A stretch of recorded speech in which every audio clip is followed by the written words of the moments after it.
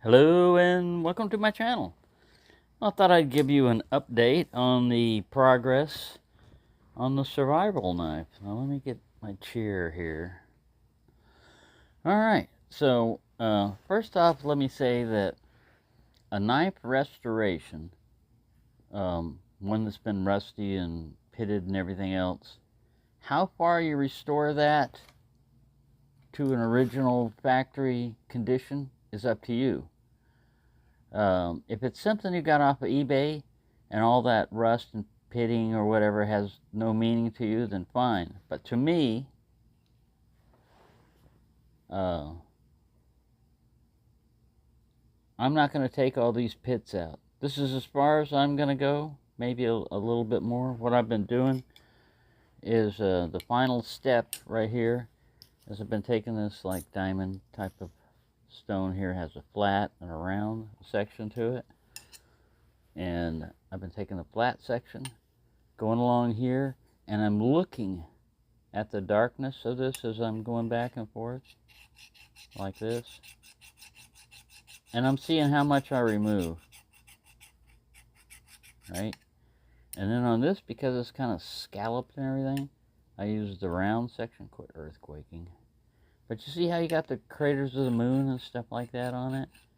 It had this like really fine. Let me see if we can get up here a little closer. Look at that. Now the reason why you would want it all smooth and everything is because there's less of a chance of it getting rust in these, and other gunk and stuff in there. But to me, this makes this knife unique. It's still usable as a knife. As a matter of fact, the sucker up here is pretty wicked. I'm just starting to sharpen the edge a little bit, to match it up. There's still chunks and everything, but I think this looks cool. What's the difference between the surface of the moon and a flat desert sand? The craters and all that other stuff, And to me, if I was to remove this completely and make it look like this, why? I've got one that looks brand new. Why? This knife is not brand new. This knife is 40 years old. All right? So when I restore a knife, I'm going to leave some of the character in there. Yeah, it's easy to sit here and keep on grinding until it's perfectly smooth. Yeah, that's easy. What's the hard part is, how much character do you want in here? This does not affect its integrity or whatever, This is going to be a beater knife. I haven't really gotten into here a whole lot with files. I've just been doing a little bit with jeweler files and stuff in there. But yeah, the handle is still solid. I haven't done anything with the handle yet, or the tail cap. But I just like to say, I will never throw this knife away. To me, this knife is not junk. It is not a waste of my time to try to restore this knife. I'm learning things. I learn by doing. I don't learn by people telling me what I need to do. I appreciate advice, I appreciate when it comes to knife restoration, it's entirely up to you, the individual, how far you want to restore it. If you ever look at there was a series on TV called American Restoration, and he gets a bunch of old parts and he restores them.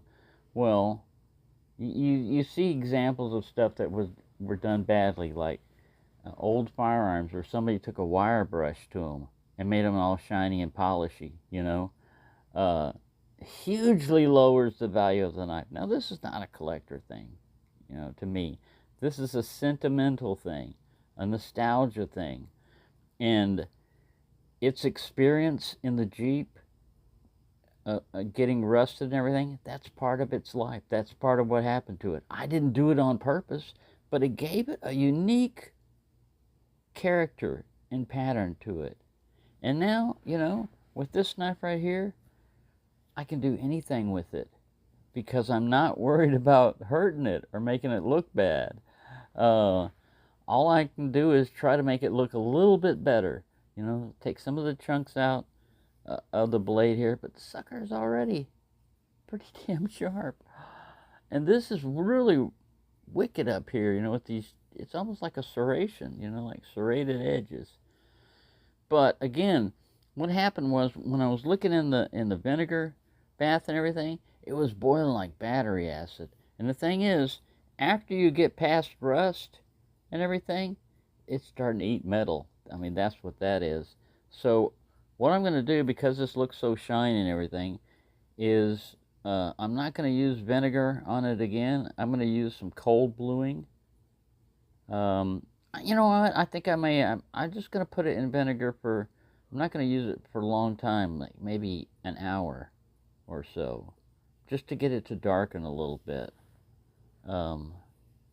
It's a toss-up between that and cold bluing. You see, this is cold bluing on this edge right here. It's okay, you know. But I like the patina from vinegar better. It just gives it a universal dark color. So that's what I'm going to do. We're at the point where I'm going to take the blade and I'm going to slap it in vinegar just to darken it a little bit, you know, just to get it darkened. And then I'm going to think about the handle, you know, because, man, this sucker's solid. There's no wobble in here. You know, when I'm sharpening on this, I get a weird feeling in the handle, probably because, you know, it's cracked and you can get in there and see the tang. It's not loose. It just gives me a weird sensation when I'm sharpening it. Sometimes. See, I'll be going like this, and I'm not. I'm just looking at the darkness between them. It's kind of like artists, you know. If I keep doing this, there's going to be more highlights start coming up, and it's really something. This is also tedious, but because it's, you know, diamond coated and all that, it doesn't take that long. But you lose like some of the wood grain character to it. Right now it's fairly smooth, you know, on the sides. Everything is fairly smooth except for up here, which shouldn't be smooth. But yeah, I like it, and I'm having fun with this. I'm enjoying it. It's not a waste of my time when I learn something, or when I take a knife. You've seen the original picture, and this is when I had it in England. I mean, this is the sheath that I camoed myself. Basically, it came with that tan, you know, leather sheath, and I just put a little bit of black on it, on the handle too, and everything was fine. In Texas, when I had it the first time, because I didn't have it, you know, when I got out of the service and I went back in Texas and San Antonio and Houston and everything, it was stored properly, or what got it was not New Mexico or anything else. It's when I came back to Texas here in 2011, and the back of the Jeep has a window seal that's messed up, and this was sitting right on the right with all the other tools and stuff I have right there. And yeah, it kept, you know, whenever it would rain, it would soak in there and get it wet, and then because it, you know, a lot of times it's hot in Texas, it would heat it up, and that's a perfect thing to make rust, man, is humidity and then heat to aid in it. And it really got deep on some of the pits. I mean, you can see this. Let's see how far we can zoom in.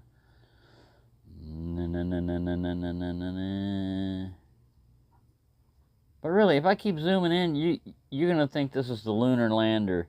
You know, Houston, we are running out of fuel. We must make a landing soon. I do not see any flat surface.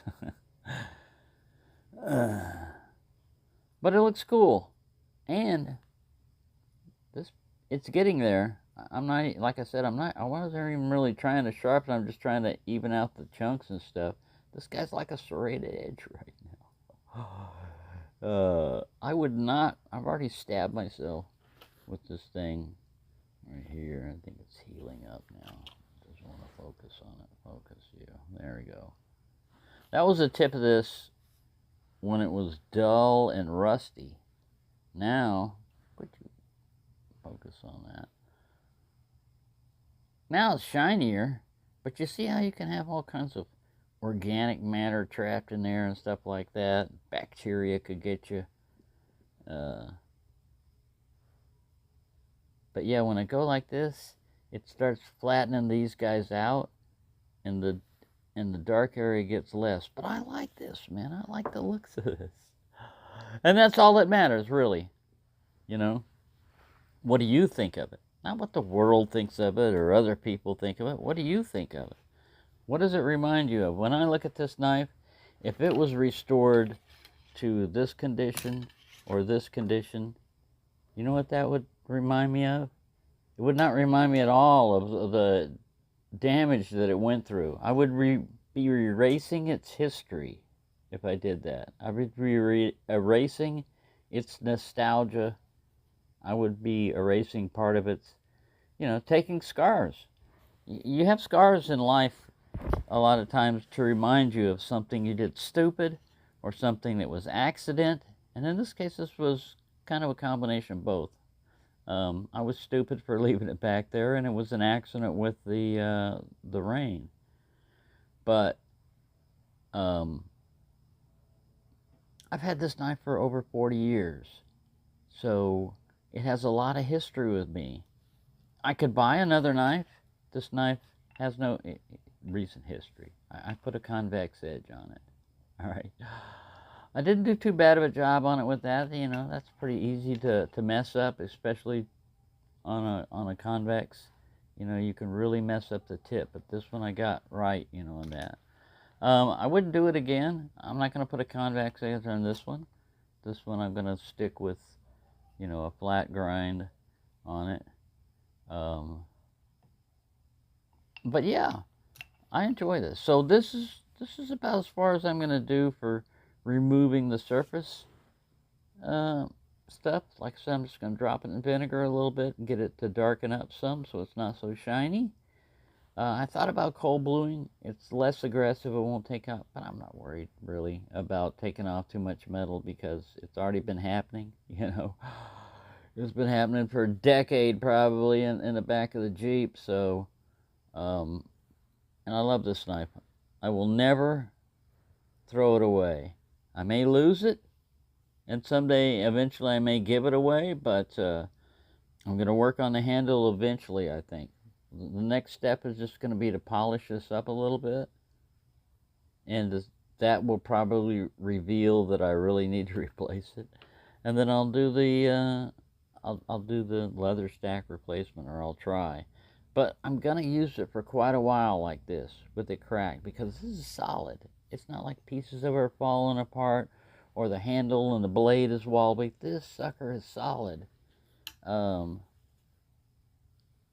This guy has just got a little bit of a wobble in him. This one's solid, because it's brand new and it hasn't been used. This guy has. Maybe the rust helps, help weld it in place, but it is solid, and the blade is solid, and there's nothing. The handle still feels good, in my hand. It looks funky, but really, this whole knife is going to look funky. Like Tobias said, it's not going to be a museum piece. Well, it's true. I don't want it to be a museum piece, To me, for my museum, it's a museum piece. It's a museum of my knives and my life.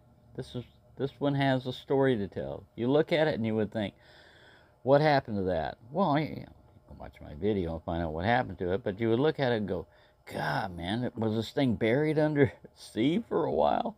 Did they get it off a shipwreck? What the heck? This knife, did somebody not care about the knife? No, I cared about it. It's just that life happens, And for all of my friends and everybody that's out in Florida, please be careful, because Hurricane Milton is out there, and this is something that I've kept pretty much, I don't acknowledge most of my life, because kids are cruel, but my middle name is Milton. And so when I was growing up, there was Milton the Munster Show. And so, as a kid, you're proud. You say your name. Hey, well, I'm Milton Mantel. And everybody goes, well, they're already making fun of me for being small and having glasses, So it's just another thing for them to pick on me about. So that was the last time I ever mentioned my middle name. And then a lot of times it's used in identity theft, but, I'm not really worried about that because they always send me the stuff. Well, there's been a data breach, and your social security number, your name, your address, all this other stuff may have been compromised. So, yeah, like I said, I'm not worried about secrecy or anything like that, identity theft.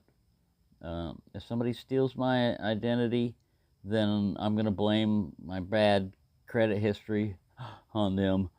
I'll say, look, man, I never had my house repossessed in New Mexico. That's these credit people that did that.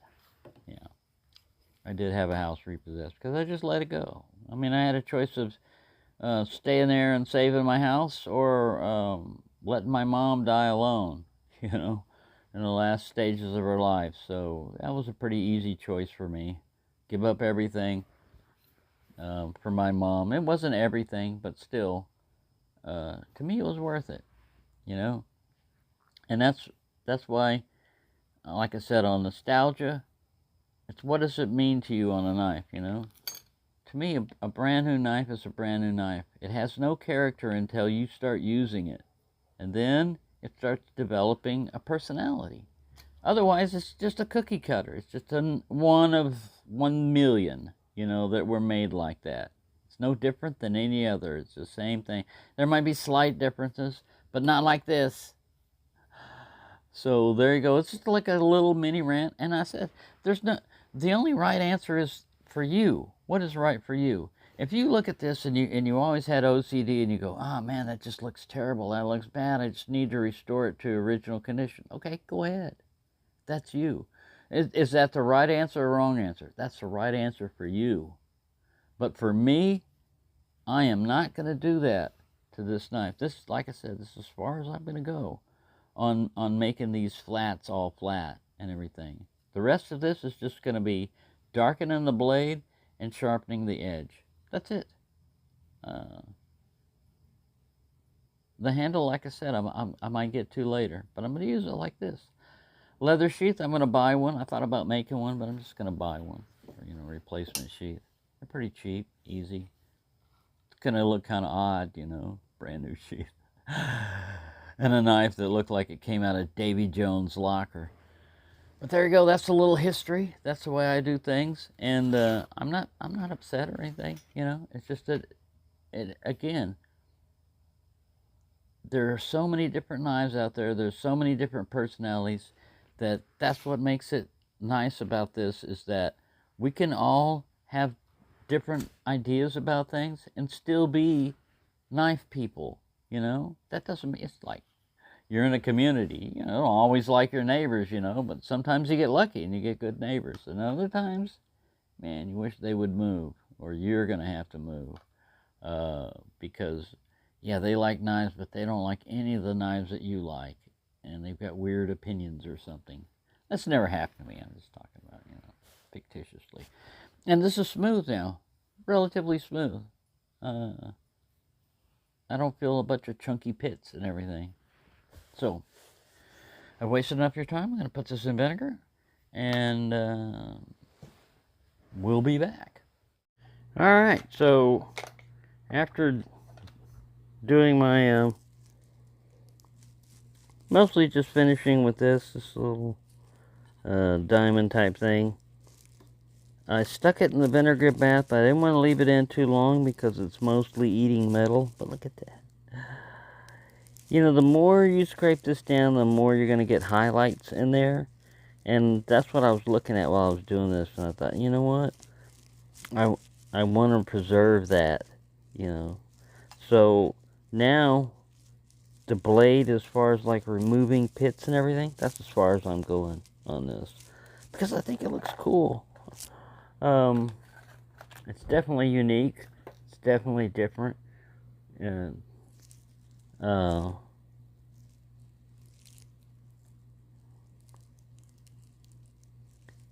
it's somewhat smooth. You know, it's smooth right through here. You can see there are pits and everything, but that basically is patina, you know, within that. And like I said, I didn't want to leave it in the vinegar too long because it's just going to continue to eat the metal. You know, it's not going after rust anymore. Now it's eating metal. And we don't want that, or I don't want that. So next is to sharpen this a little bit more. I was just, you know, hitting the edge a little bit with that stone that I was using to flatten everything out, sharpen everything out. That's about it. That's about it as far as the blade goes. Now the handle and the hilt, I don't know.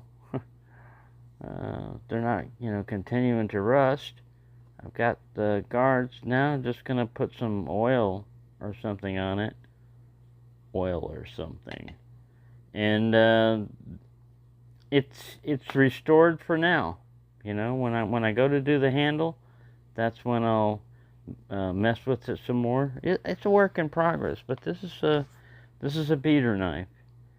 So yeah, I enjoyed finding this and taking it from the rust bucket that it was to it's better. You know, it's better. I should have said, you know, strap your oxygen tank on because you're going to go for the surface of the moon. And the surface of the moon, you know, it's got craters and pits, and I mean, that's what makes it interesting. And this sucker's already sharp, man. I can feel it, like, pulling at me. It's almost like a serrated blade. And this back part up here is all serrated. Let me go out there and see what they're doing. It's fortunate that I put that tarp on my bike again because they spilled crap going up and down the stairs on it the other day. Mostly drywall. Most of that shit came off. Anyways, thanks for watching and have a nice day.